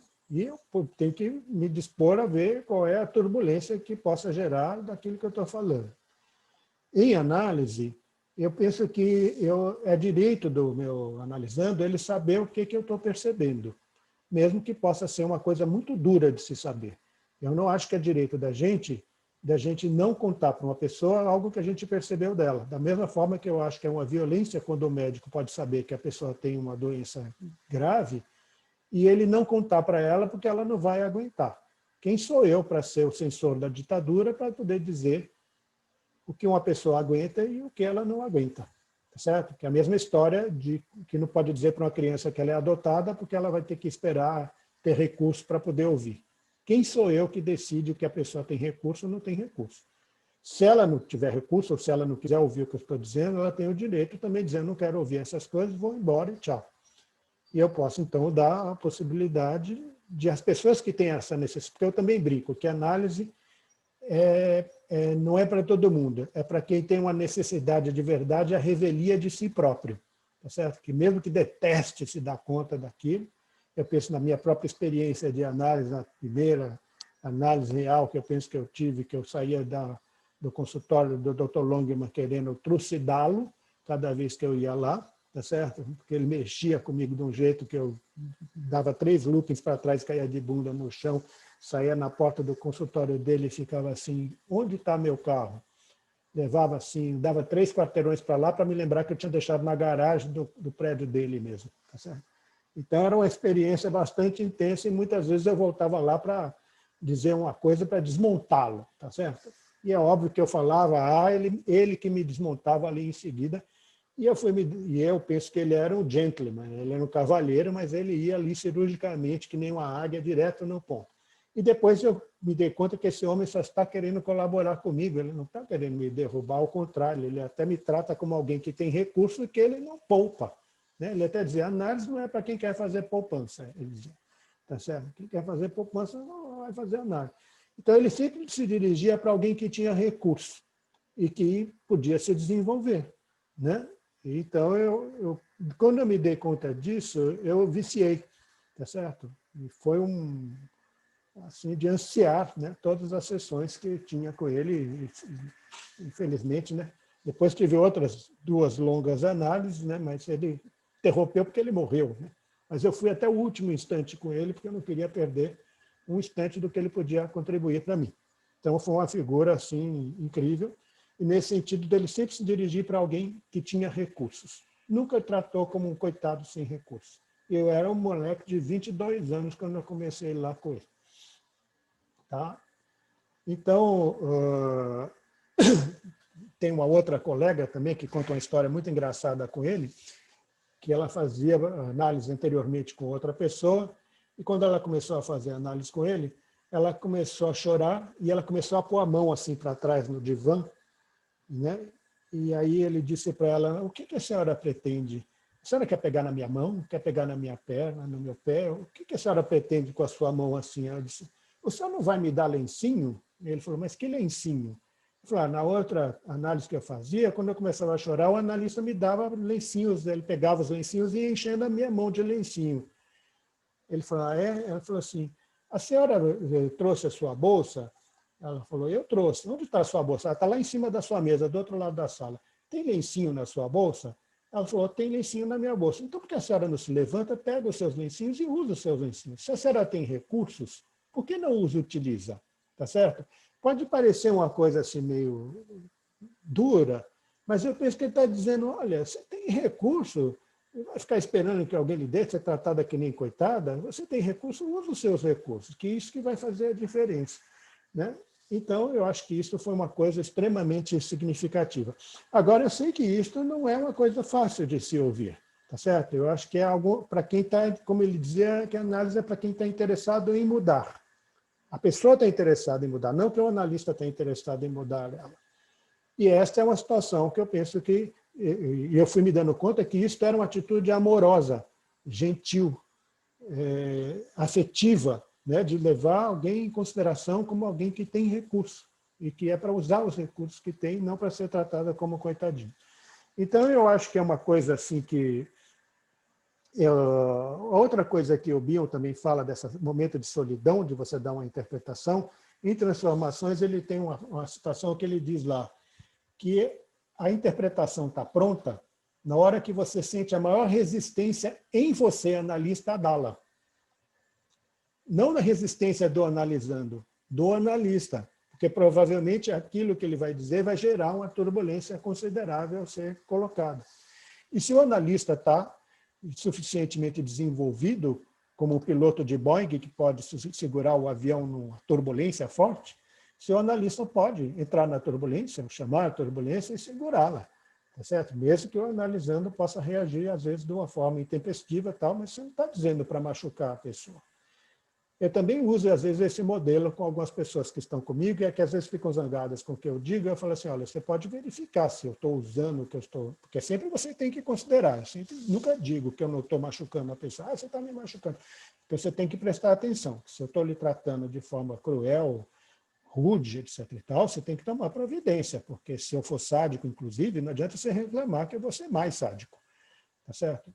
Mas pode ser que eu esteja ali dizendo alguma coisa que possa ser mesmo dolorida. E eu acho que muitas vezes é uma experiência dolorida, não porque eu tenho prazer na dor, mas é que às vezes é necessário que eu faça isso. Eu falo, eu já tive experiência de quebrar joelho e de quebrar dedo, e que depois eu fiquei engessado do alto da minha coxa até o meu tornozelo durante um mês. Depois você vai para a fisioterapia, né, que é matar o fisioterapeuta. Tá certo? Mas você pode observar, se ele está fazendo aquilo que dói para caramba, porque ele quer machucar você, você pode ser que use para isso também, nada impede. Ou se porque ele está cuidadosamente, de uma certa forma, tocando para você recuperar aquela articulação, que se não fizer isso, você pode ficar o resto da vida, né, sem conseguir mexer mais naquilo. Né? Então, você tem que observar comigo, também na experiência que você está tendo comigo, se é isso que eu estou fazendo com você, para doer, para machucar, ou se é porque é preciso que a gente toque em certos pontos sensíveis, porque pode ser necessário, né, para você poder perceber onde está doendo, para você poder cuidar, porque senão a gente pode passar ao largo de onde está a infecção e depois ela vira sepse. Né? Então, eu estou usando este modelo de que é de fato uma situação difícil da gente poder fazer isso. Eu também coloco outra experiência pessoal minha, que eu, uma vez, fiz uma pequena cirurgia quando eu tinha 33 anos, e que aí pessoas da minha família, depois do tempo, observaram e foram dizendo, olha, eu acho que isso aí não está legal, né? Eu acho que você está... Eu disse, não. Eu fui no médico que me operou, ele disse, não, isso aí é só uma infecçãozinha superficial, não tem problema, deixa para lá. Mais 2 dias eu estava andando torto, assim. Aí alguém insistiu, aí eu lembro que meu pai achou um médico, cirurgião amigo dele, que resolveu me ver lá no ambulatório do Hospital Oswaldo Cruz. No que eu entrei no ambulatório do Oswaldo Cruz, ele olhou para mim e falou, tem uma infecção hospitalar aí, eu vou ter que abrir agora. E não adianta dar anestésico, porque não pega, tá cheio de necrose aqui, vou ter que abrir aqui no ambulatório mesmo. E o cara foi lá, pá, abriu lá minha negócio e eu vi o cara enfiando pinças enormes dentro, assim. Eu arrepiando lá, não doeu, né? Para ser verdade, como estava necrosado, ele foi tirando, não dói, mas a experiência é assustadora, né? Mas ou o cara faz aquilo comigo ou eu morro, né? Então, eu às vezes faço essa analogia, né? De que às vezes a gente está numa situação que é muito difícil. E eu tenho também uma outra experiência dessa coisa da gente dizer e não dizer, porque vai assustar o paciente, vai apavorá-lo, etc. Eu tenho uma experiência que, para mim, foi decisiva, que eu disse que eu nunca mais deixo de dizer algo que eu acho que é significativo, que eu esteja vendo e que eu penso que possa ser decisivo para a pessoa. E que, mesmo que alguém possa dizer que eu sou louco por estar dizendo esta coisa. Né? E eu tinha uma pessoa que eu atendia durante muitos e muitos anos, que era uma pessoa muito inteligente, etc. e tal. e que depois de 10 anos que ela estava lá comigo, ela foi visitar um filho em outra cidade, e quando ela voltou, ela disse, né, que... Não, isso é depois.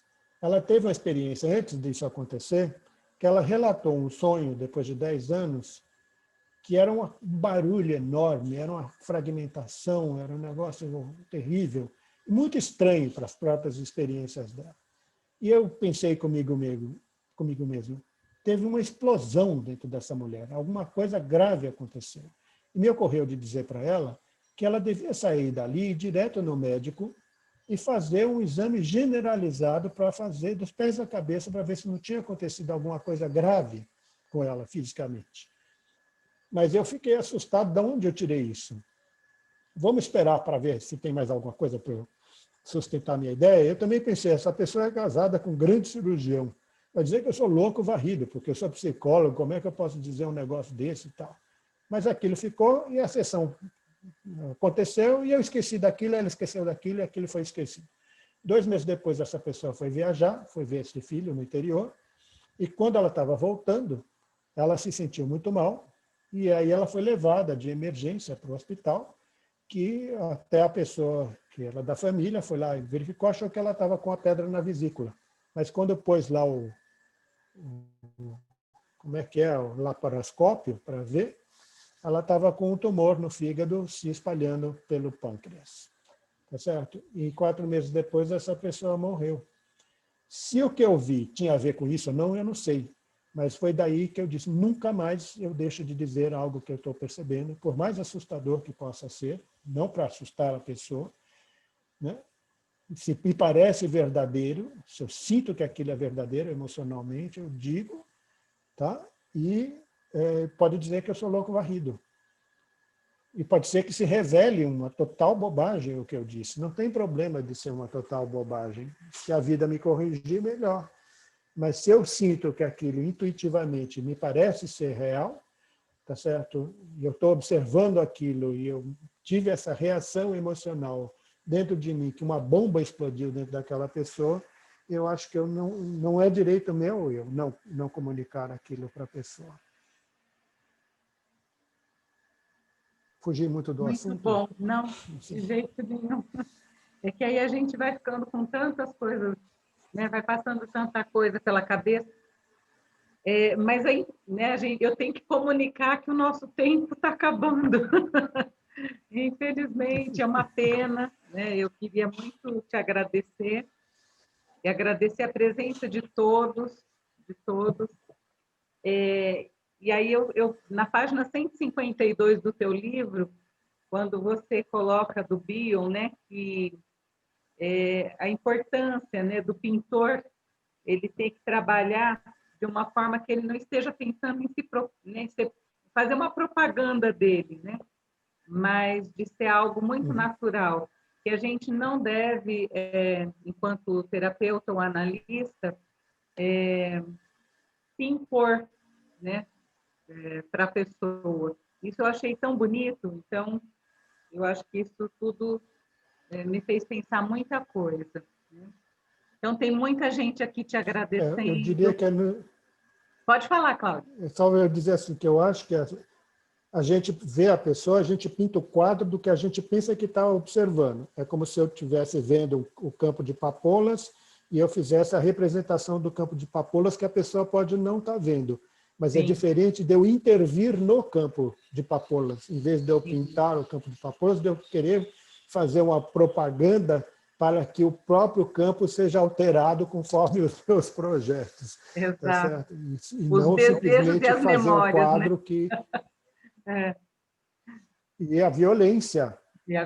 de impor, né? O meu modo de pensar, de ver, de achar o que é certo em cima de uma pessoa, em vez dela poder decidir com as próprias luzes o que convém para ela, e Sim. não o que convém para mim ou que para algum grupo, ou qualquer coisa desta ordem.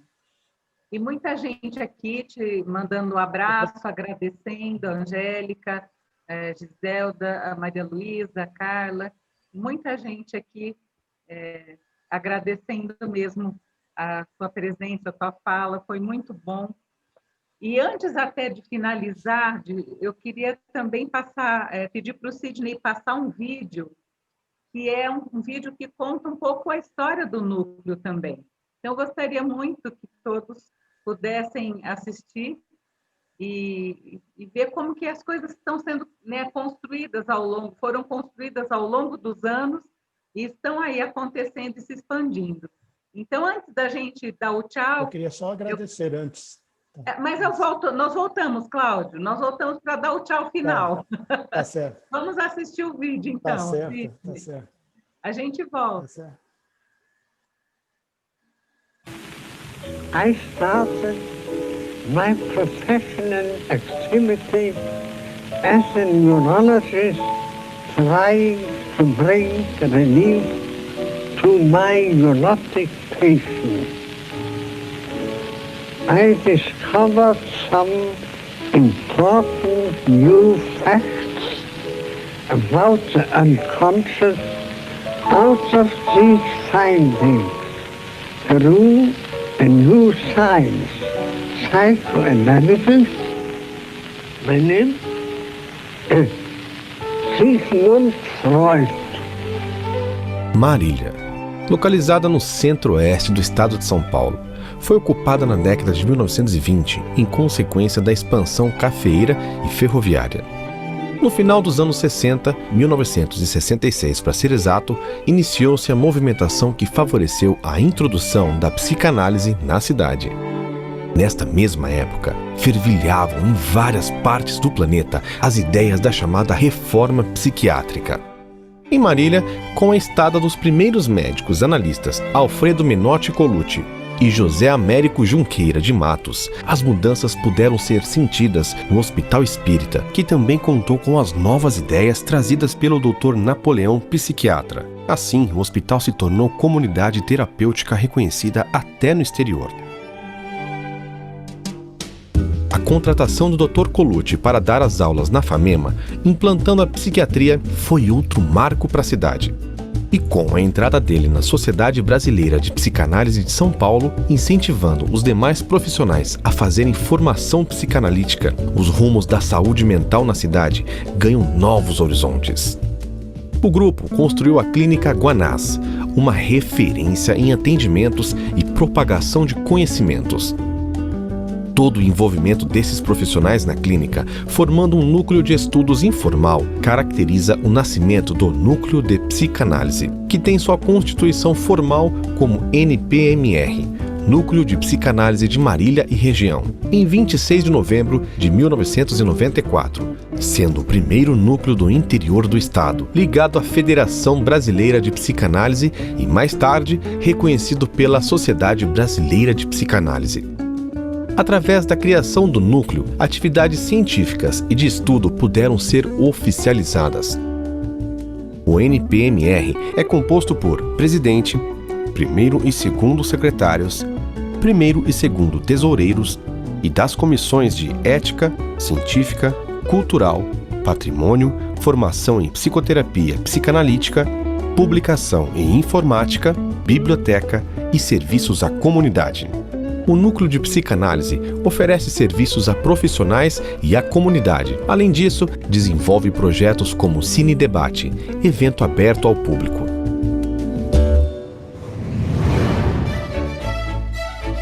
Desde a sua fundação, o núcleo tornou-se forte e vigoroso e vem expandindo-se na oferta de cursos e prestação de serviços à comunidade. Agora, outra conquista: a construção da sede própria, consolidando a presença da psicanálise em Marília. NPMR, Núcleo de Psicanálise de Marília e Região.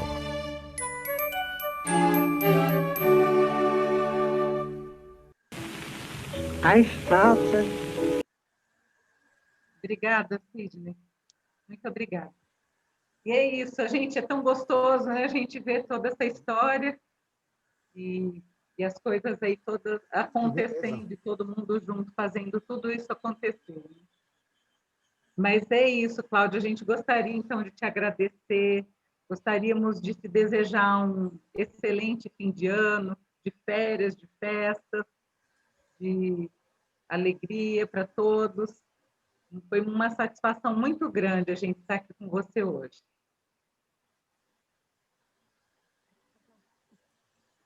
Bom, Cibele quer falar algo? Cibele? Pode falar, depois eu falo, Cláudio. Eu quero falar sim, mas depois de você. Tá, eu queria agradecer imensamente a oportunidade, foi uma grande satisfação para mim, uma grande honra, com um público aí tão distinto, a participação também da Cibele, do Dr. Colucci, Pavan, né, pessoas assim, extremamente destacadas, né, importantes, e é uma satisfação enorme ter tido esta oportunidade aqui com vocês, né? Espero que tenha sido proveitoso para vocês também, porque para mim é sempre um grande estímulo para a gente continuar pensando, né? Eu nem sei mais do que falar. Com certeza, foi muito bom. Foi muito aqui. Bom, Cláudio. Acho que a Cibele, então, pode encerrar, né, Cibele? Tá bem, tá bem.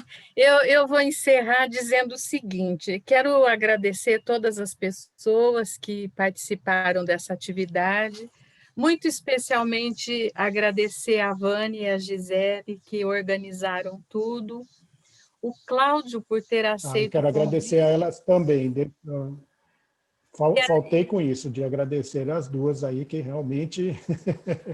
né? Muito obrigadíssimo às duas. Desculpe. Está tão presente tudo isso, assim, o clima, né, que apareceu aqui entre nós. Mas eu queria contar que vocês não sabem quantas mensagens que eu recebi no celular me perguntando como que eu vou fazer para trazer o Cláudio novamente o ano que vem. E eu digo, então, vou respondendo por aqui para essas pessoas, que eu tenho muitas ideias na minha cabeça e que brevemente elas vão saber. Tá bem? Então, muito obrigada a todos e especialmente a você, viu, Cláudio? Sempre um prazer estar junto de você, viu? Todo meu. Demais. Tá bom? Bom domingo para vocês. Se cuidem todos, né? Obrigada. E que a gente esteja tudo no ano que vem por aqui. Agora que a vacina já está chegando, que a gente se preserve para tomar vacina e fique tudo numa boa aqui, né? E a gente possa se ver pessoalmente e se abraçar de novo, que está fazendo tanta falta. Super bom ano para vocês, super boas passagens aí com cuidado, e que logo, logo a gente esteja aí perto, e para mim é uma satisfação enorme. Quantas vezes vocês me chamarem, eu vou estar aí junto. Tá? Obrigada a todos. Feliz final de ano para todo mundo. Abração.